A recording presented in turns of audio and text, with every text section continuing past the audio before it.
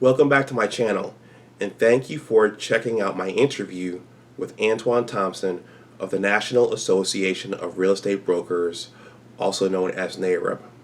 I'm going to keep this introduction short, but I wanted to say that one of my motivations for starting this channel was to create video content that would complement the written content on my blogging platform. And I have a couple of financial literacy related pieces that I wrote personally that I'm going to put in the description box of this video below. These pieces all feed into my discussion with Antoine, and these are things that you ideally want to know about if you're going to safely secure a mortgage and become a homeowner. So these pieces are my net worth piece, my law of compounding interest piece, my matching contribution retirement savings piece, my budgeting piece, and then finally my lack of car ownership piece. That piece is about the fact that I don't have a car right now, and that's a choice that I made a couple of years ago because I live next to the metro. I am a homeowner, and I decided to put off the short-term convenience for long-term, larger financial goals. So that's a story about delayed gratification and what that can do for your financial health. If you read these pieces and something resonates with you, please share them in your social media networks or just in your networks in general. These are all things your prospective lenders will ask you about in some way. And these are things potential homeowners need to know about, especially potential black homeowners. Uh, please enjoy the interview. Bye-bye.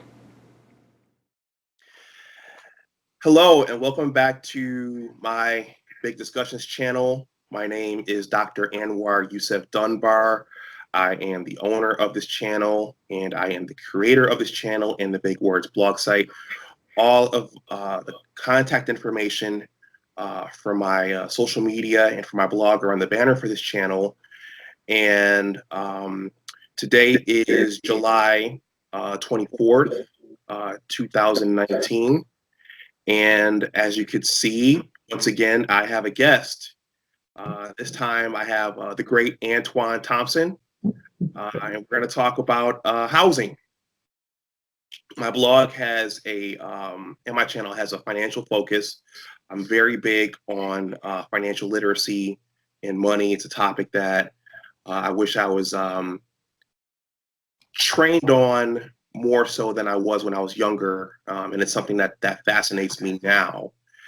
And housing and home ownership is definitely an important piece or an important component of one's financial health. So Antoine, welcome to my channel.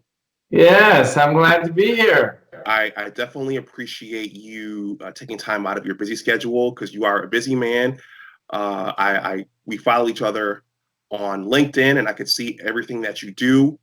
And I've had a come to some of your NAREB events at CBC.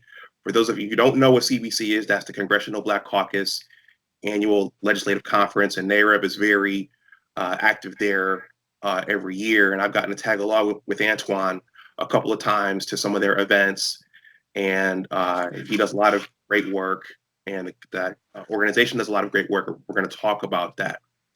But before we jump in, Antoine, I think it's important for the audience to know, how we know each other. And so this is another Buffalo/Western New York connection.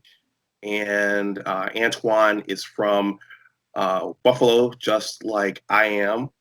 And which high school did you go to in Buffalo? Bennett. You went to Bennett. Okay, I'm a Hutch Tech guy. Actually, we just had our 25-year this weekend. So you're a Bennett guy. I'm a Hutch Tech guy. And we actually overlapped at SUNY Brockport 1 year. That was my freshman year. That was 94, 95. Mm-hmm. And I remember you were the leader of OSAT. Mm-hmm. I believe that stood for Organization for Students of African Descent. So you were front and center with OSAT, and we overlapped there. And then I transferred to Johnson C. Smith University in Charlotte, North Carolina. But when I look back at Buffalo, you had become very active in politics. Mm-hmm. So you were in politics, and I think your mom is or was in politics as well, right? She helped out. I brought her into the dance. Okay. So the Thompsons in Buffalo are royalty. I mean, just She's very involved, and she was not this involved in politics the way she became, but she is very involved now, and she's actually not only that, but she's a minister at True Bethel Baptist Church in Buffalo, and my younger brother is one of the leaders of the praise and worship team at True Bethel, and so we're very involved, and my mom was very involved in the community and does a lot. Started a thing called Prayer in the Park, which is at Martin Luther King Park, and she has a hard work ethic, and I appreciate that. She's very creative, so a lot of those creative juices that I get and that determination to make things happen, I get from my mom. Okay. Very good. Very good. And for those of you who are watching this video, please click the like button, get the likes up. Please share this. This is a very important video based upon what we're going to talk about. And if you haven't, please subscribe to the channel because I'm hoping this will be the first of many collaborations with Antoine and others who can give us ways to empower the community. I want to do what I can to empower the community, and money and finance is an important aspect of that. So Antoine, with that, let's jump in. You know, I ran into you probably about 3 to 4 years ago at the Congressional Black Caucus annual legislative conference, and you were involved with an organization called NAREB. Do you want to talk about NAREB and what they do? And yeah, definitely. So the National Association of Real Estate Brokers, NAREB, we are the oldest African American real estate trade association in the country. We were founded in 1947 during the height of segregation in America, particularly Jim Crow. And at that point in time, African Americans we had just come out of the Great Depression. The federal government had created a number of programs to help whites become homeowners. The Federal Housing Administration, the Federal Home Loan Banks, the Fannie Mae and Freddie Mac, which were the mortgage corporations to help guarantee mortgages for homeowners at a time when we just came out of the Great Depression.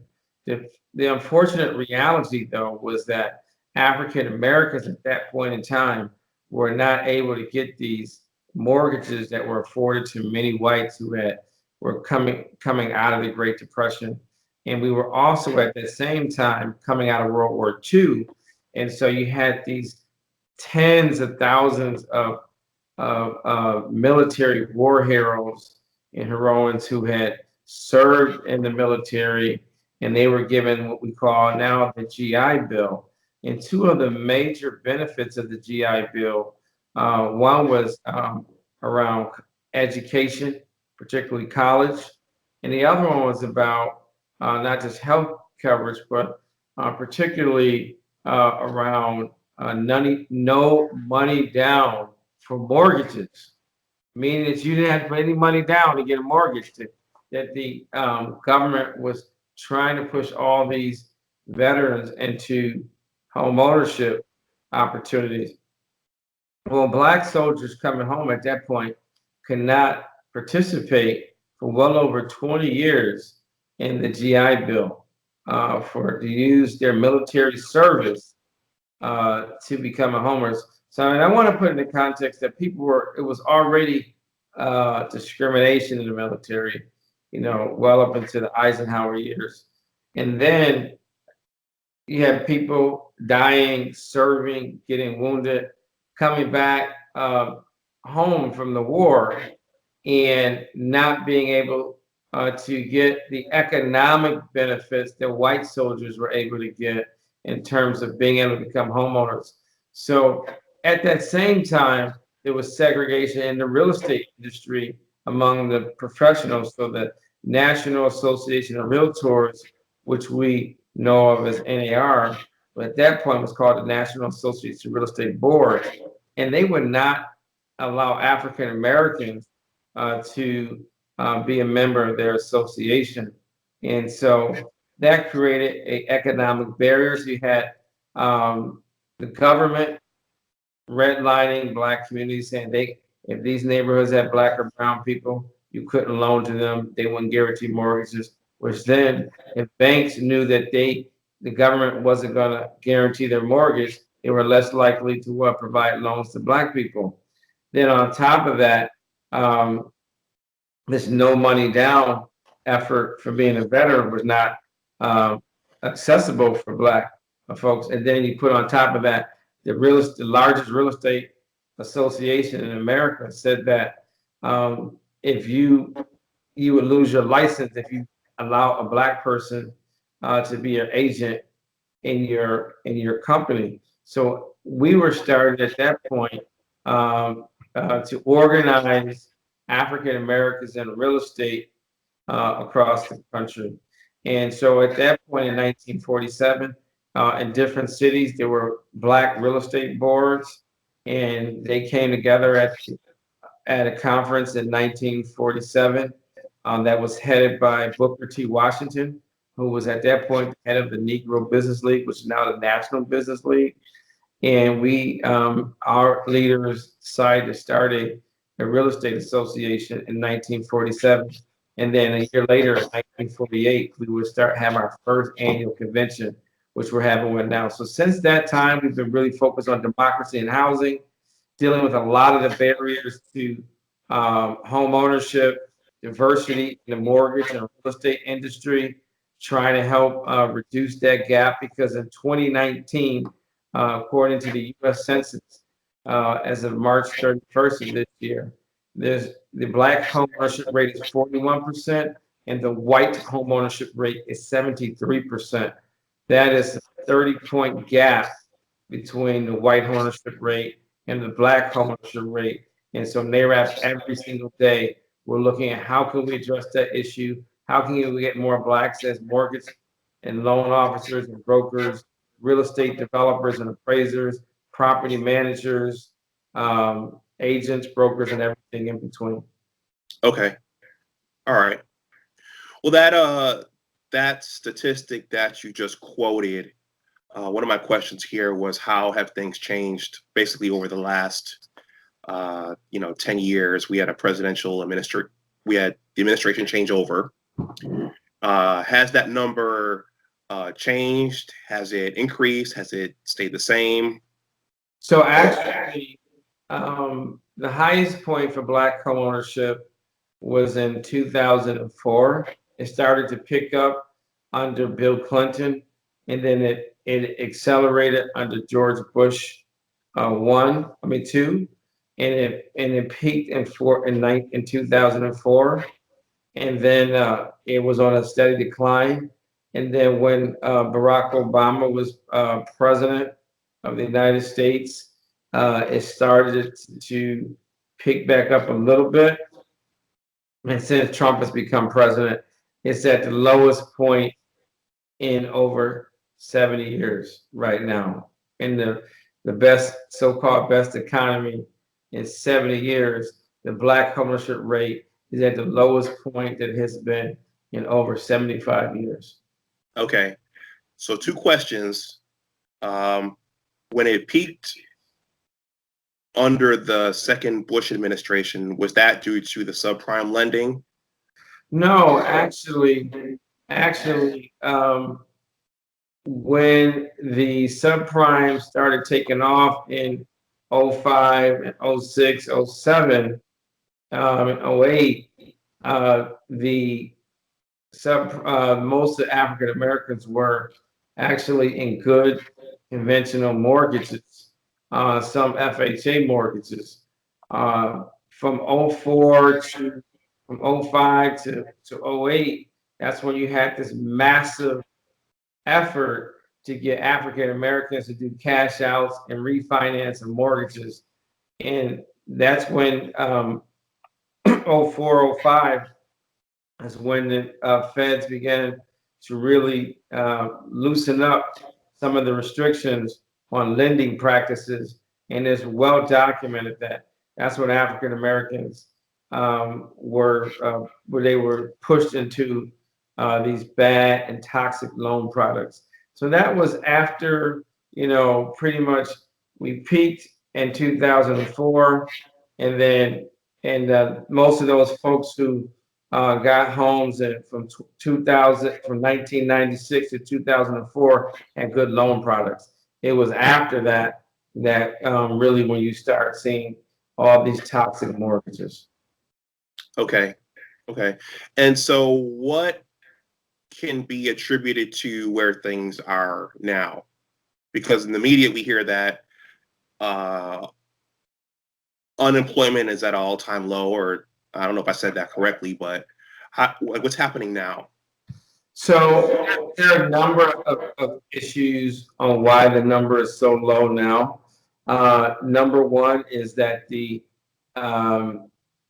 credit box that banks use based on the federal government's ability to underwrite conventional mortgages is the underwriting criteria is extremely outdated, is very biased, and it needs to be, and we need to change that.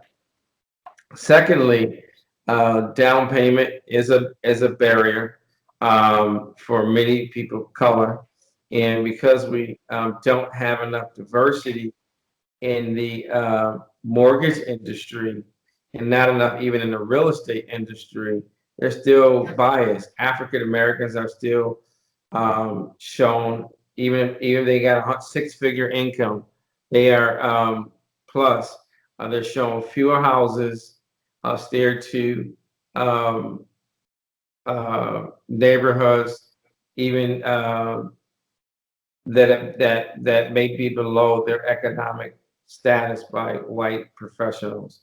The other thing is that because of the lack of diversity in the mortgage industry, that also plays a role, whether you're talking about artificial intelligence, AI, or that a loan officer or mortgage originator staff who is still biased in the industry. And so we look at the loan approval disparities, and across the country, by and large, an African American borrower is almost twice as likely to be denied for a mortgage whenever compared to when a white person applied for a loan. So they're twice as likely to be denied, even when they have similar economic profiles. And it makes matters worse, even when a black person has a similar economic profile, credit score, debt to income ratio, they often are given uh, uh, unequal lending terms, pricing compared to a white person with a similar economic profile. So you can have this nice PhD, you can live in the same neighborhood, work at the same company, and your white colleague can live right across the street, put 20,000 down, and you take out a mortgage for 400,000. He takes out a mortgage for 400,000, and when yours is done, you're paying 600,000, and he's paying 550. That's what inequality looks like, and what racial bias looks like in the mortgage industry. You guys can say that you think you got a good deal. He thinks he's got a good deal. You say I'm paying 3.5%. he's paying 3.5%. But the question is, when you do all the overlays and the points, at the end of the day, what is your total amount of your mortgage after 15 or 30 years for the same economic profile, same house? And those are some of the issues that NAREB is fighting for every single day across the country, and especially on Capitol Hill. Okay. Okay. So again, for those watching, please click the like button. And so Antoine, we're gonna end with your 7 tips for increasing Black housing. But before we jump into that, and you're probably going to touch on this, is that you refer to mortgages as loan products. And the first time I heard that term was when I interviewed Simone Griffin of Home for USA. And I had never heard that term before, but I realized through getting my own first 2 mortgages and through that discussion with her that these are actually products. We think of these things as, okay, I'm getting my house, I'm achieving the American dream, but it's like there are multiple games being played here. And the lender, they're not just lending you this money just for the hell of it. They have to get something out of it as well. So I think there's something to be said for just understanding that this is a product, and the lender, they're not just lending this money just for the hell of it.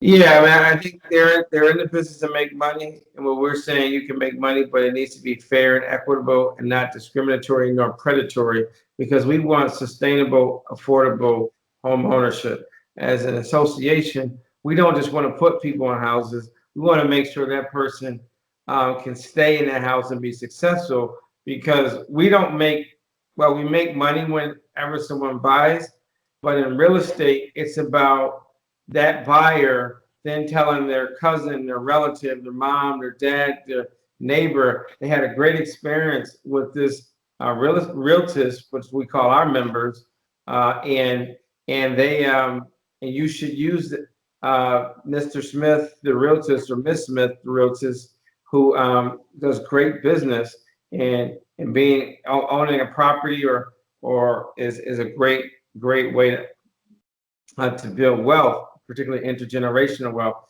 So that's and I would just also add that, to that point, it's like opening a bank account.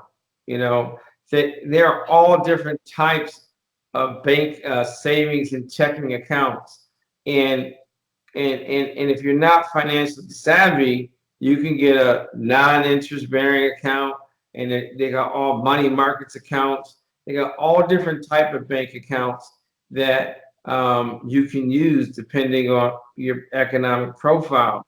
And so that's the same is true for the mortgage industry. And actually thinking aloud, we need to think of additional things that can be done from a regulatory perspective to make sure that we, one, level the playing field, and then two, that every African American that chooses to become a homeowner, that they have a fair and equitable shot at sustainable, affordable, and accessible homeownership opportunities. Okay. So there are, for novice homeowners, people looking to get in, I think I can sum this up by saying there are good mortgage products and there are bad mortgage products. Yeah. You need to know what you're signing and what you're borrowing and the terms. So I would say a few things. Number one is that homeownership is the number one way that people generate and accumulate wealth in America, through home ownership and real estate ownership. And whether you want to buy a 2-family or a duplex, a triplex, or a 3-family or a 4-family home, where you can have 3 apartments or 4 apartments or 2 apartments and you live in one, we want you to own. Because, say for example, if you do $1,000 a month times 12 months, that's $12,000 a year. For 2 years, that's $24,000. 3 years, that's $36,000. 4 years, that's 40, almost $50,000. You have nothing to show for that after those 4 years, and that's a lot of cash. So it's the number one way that you can acquire wealth, accumulate wealth. And for example, if you decide you want to move, you can sell the property. If you say, I'm going to move to another city, I may come back, may not, you can always have it as a rental income. The other thing is that it has been documented that people who have kids, their kids have stronger educational outcomes when they own a house. The life expectancy and health outcomes are higher for people that own a house and own property. The person who owns a home also is more likely to be involved in their community. Where there are higher rates of homeowners, oftentimes the neighborhoods are cleaner, the neighborhoods are safer. The other thing is starting a business. Over 40% of all small businesses start in the home. Think about it. Hewlett Packard. Um, you think about Facebook. You think about Steve Jobs. You think about Bill Gates and Microsoft. Many of these companies started in the home. And so home ownership provides you with an opportunity to start a business, incubate that business. If you want to get a small business loan, you need collateral. And your home can be collateral. If you want to send your kids to college, you accumulate some equity in that home. Be responsible though. If you want to use some of the equity in your home, you can use some of that for you start a business. You can use some of that to send your kids to college. So those are just some of the things that are important. But the most important thing is it's a great investment because renting, the money goes out the window. Very few places in America where you can rent an apartment and when you leave, you have control of who moves into that apartment next. Most people, when your lease is up, you're fighting just to get your deposit back. Right. And so, become a homeowner in America. It's cool, it's attractive. And remember that in the United States of America, when this country was founded, only white men that own property can vote in America. That was true then. And so I want you to know that land has always been and always will be the number one way that power is displayed in the United States because land is power. And if you don't own the land, you can't control what happens on the land. And so you have this movement that's going on telling people don't just start a business, own the building, buy the block, control what happens in your community. Okay. Okay. And someone said this to me, or someone mentioned this in a conversation a couple years ago.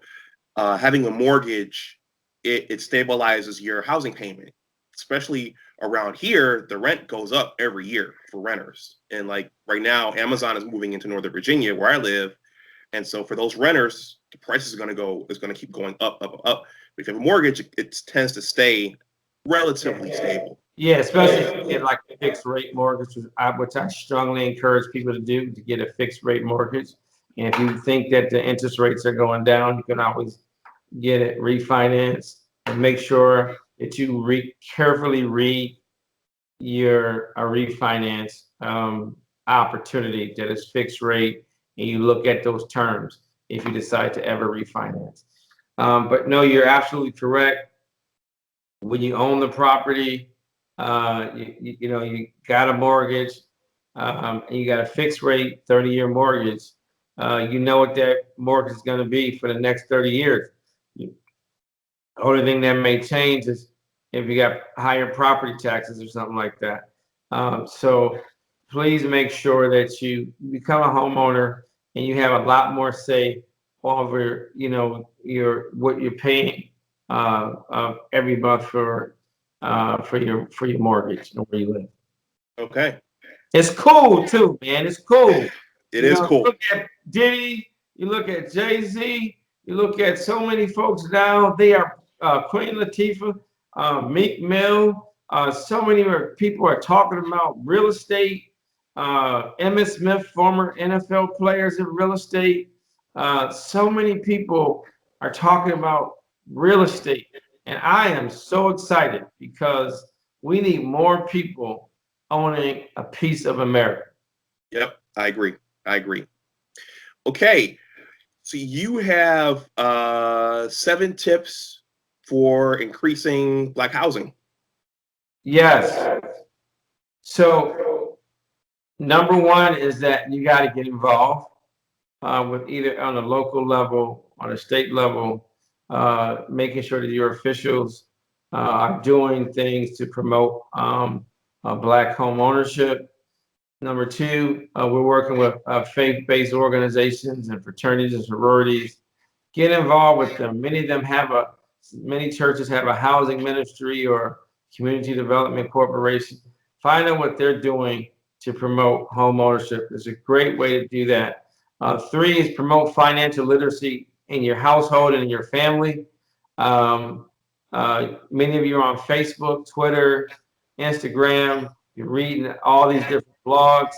Add a couple of financial ones in there. Go to Money Talks. Go to Black Enterprise. Don't just go to CNN or Fox. Go to CNBC. CNBC has a lot of good financial information, and you don't need to do it, 5 or 10 minutes a day, like you go on all these other sites. Do that and encourage your family members to do that. The other thing is find creative ways to save as we talk about increasing Black home ownership. Learn about how you can use different apps to save, apps to invest. You can actually, there is an app called Fundrise, Fundrise, and you can actually, for $500, invest in real estate, Oh, right? wow. And so for $500, you can start investing in real estate projects all over the country, and that's another good thing that you can do. The other thing is we have to get involved with our from an advocacy perspective with our housing community development organizations, our civil rights organizations, and you can also challenge them about what are they doing about redlining, the lack of bank deserts and bank deserts in minority neighborhoods, and the fact that in some neighborhoods African Americans can't get property insurance. Their mortgages are higher and their insurance rates are higher as well. And my dear friend Sean Rochester, attorney brother, talked about the black tax, the cost of being black, and all these different ways that we are overcharged for different things. So those are just some of the snapshots that you can do to increase home ownership. And I will end by saying that one other thing is we encourage people to do getting involved with housing counseling, home buyer clubs. Once you become a homeowner, you join a property association or a homeowners association, but you can start a real estate investment club or a home buyer club, right? With a group of guys in the barbershop, a couple folks you went to college with, people in your church, where you can do those things to promote Black home ownership. And we've got to talk about it as a community.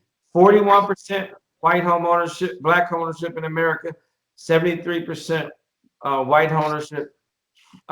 6 out of 10 Black people you meet do not own a house. 7 out of 10 white people you meet do own a house.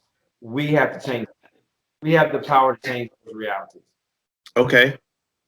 Very good. Very good. Yeah, and I think I write about money, a little bit, and the more discussions people see like this, I think people will start talking about this stuff more. I've heard, I'm not in a Jewish family, but I've heard that they talk about this stuff all the time at family gatherings and around the dinner table. They talk about business, they talk about making money, they talk about real estate. And that's just something that I heard. I don't know that is true or not, but I'm sure you've heard the same thing. Some Black families do that as well, not enough. And that's part of the thing that we've got to do more talking about real estate and investing more as a community. And so I'm really excited that you have this program, and I look forward to coming back on as well because we've got it's not a one-shot deal. You know, our community receives so much information on consumer-related issues, you know, buy this, buy that, party, dance, you know, have fun, but not enough information about how to build your finances and how to grow your money and how to make sure that you're financially secure and why you need to own property and why you need life insurance, stocks, bonds, money in the bank, money in the mattress, you know, so we've got to teach that. We've got to have those conversations. And there's a lot you can do with a limited amount of money when you're in real estate.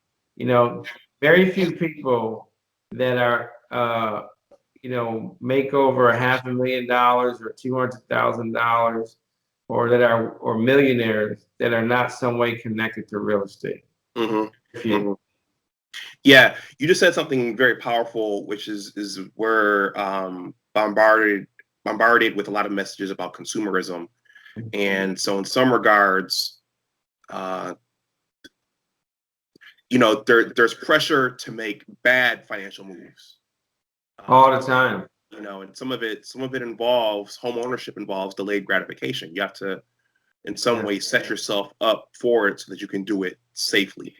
Yeah, I mean, and one of the things, if you just think about the fact that there's so few banks in many large minority areas in central cities, some of the black suburbs are not that far behind. And if you think about even in many predominantly black suburbs, when you think about the availability of major financial investment firms having offices and branches in black neighborhoods, those sometimes are scarce as well.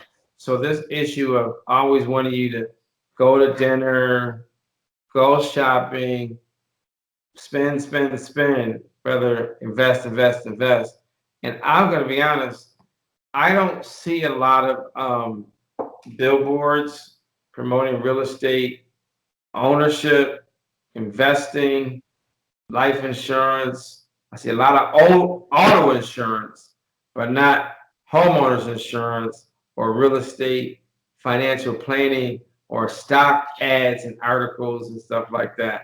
So we, you know, that's part of the challenge in the black community. You know, when you don't get enough information or see enough information, that doesn't become the social norm. Okay. All right, Antoine. Well, I think that's a good place for us to wrap up. I want to thank you for coming on my channel. Hopefully, this will be just the first of many times, because this is a very vast field. It's a very vast area, and there are so many facets and aspects to it. If people want to contact you or learn some more about NAREB, where can they go to find you? They can go to NAREB.com.